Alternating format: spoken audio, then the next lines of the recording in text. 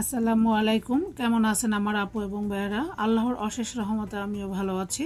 তো আজকে আমি তৈরি করে দেখাবো খুবই সহজ পদ্ধতিতে ঝটপট দুম্বার কলিজা ভুনা। আশা করি আমার আজকের ভিডিওটি ভালো লাগবে। যদি ভালো লাগে প্লিজ একটি লাইক দিবেন। এর জন্য আমি প্রথমে একটি হাঁড়িতে নিয়ে নিয়েছি হাফ কাপ তেল, দিয়ে দিচ্ছি এলাচ, লবঙ্গ, দারচিনি, তেজপাতা। এখন আমি দিয়ে দিচ্ছি 1 কাপ পেঁয়াজ কুচি। পেঁয়াজটাকে আমি নেড়েচেড়ে হালকা ব্রাউন কালার করে ভেজে নেব। এই তো দেখতে পাচ্ছেন পেঁয়াজটা ব্রাউন কালার হয়ে এসেছে। এই পর্যায়ে আমি দিয়ে দিচ্ছি স্বাদ মতো লবণ এবং 2 টেবিল চামচ আদা রসুন বাটা। লবণ এবং আদা রসুন বাটাটাকে আমি 1 মিনিট পেঁয়াজের সঙ্গে ভালোভাবে নেড়েচেড়ে ভেজে নিব। এখানে আমি নিয়েছি হলুদ, মরিচ, ধনিয়া, জিরা এবং গরম মশলার গুঁড়া পরিমাণ মতো। এখন আমি পেঁয়াজটা ধুয়ে একটু পানি দিয়ে দিচ্ছি মশলাটা যাতে পুড়ে না যায়।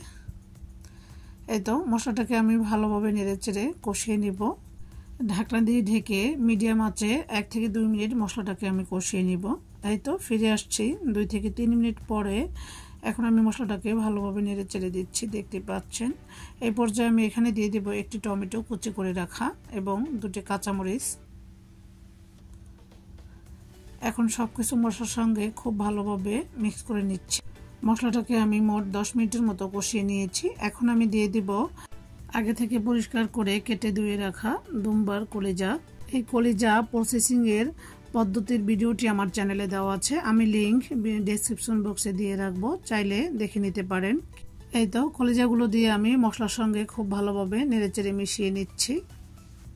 প্লিজ আপু ভাইয়ারা আমার একটি অনুরোধ, আমার ভিডিওটি দেখার আগে একটি লাইক দিয়ে ভিডিওটি দেখা শুরু করবেন এবং ভিডিওটি ভালো লাগলে শেয়ার করে দিবেন। এখন আমি আবারও ভালোভাবে নেড়েচেড়ে নিচ্ছি, দেখতে পাচ্ছেন।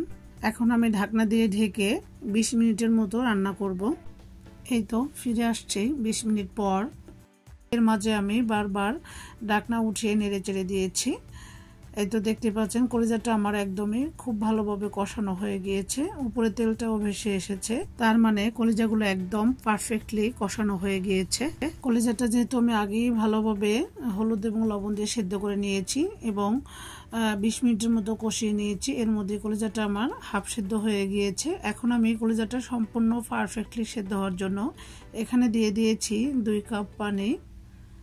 এখন ভালোভাবে নেড়েচেড়ে ঢাকনা দিয়ে ঢেকে কলিজাগুলো পারফেক্টলি সেদ্ধ হওয়া পর্যন্ত অপেক্ষা করব।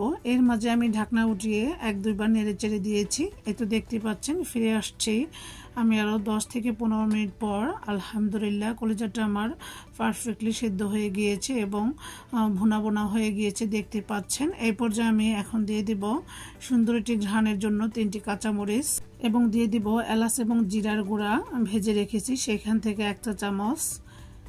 এই তো দিয়ে আমি ভালোভাবে নেড়েচেড়ে মিশিয়ে নিচ্ছি। মাশাআল্লাহ দেখতে পাচ্ছেন আমার কলিজাটা একদম পারফেক্টলি হয়ে গিয়েছে। এখন আমি ঢাকনা দিয়ে ঢেকে রাখবো 5 মিনিট, এতে করে মশলার ঘ্রাণটা কলিজার মধ্যে খুব ভালোভাবে ছড়িয়ে পড়বে। এই তো ফিরে আসছি 5 মিনিট পরে, দেখতে পাচ্ছেন একদম মাখো মাখো হয়ে গিয়েছে। রেসিপিটি কেমন হয়েছে অবশ্যই কমেন্ট করে জানাতে ভুলবেন না। আপনাদের একটি লাইক, কমেন্ট এবং শেয়ার আমাকে পরবর্তী কন্টেন্ট ক্রিয়েট করার জন্য উৎসাহিত করে। তো আজকের মতো তাহলে এখানে বিদায় নিচ্ছি। আল্লাহ হাফেজ।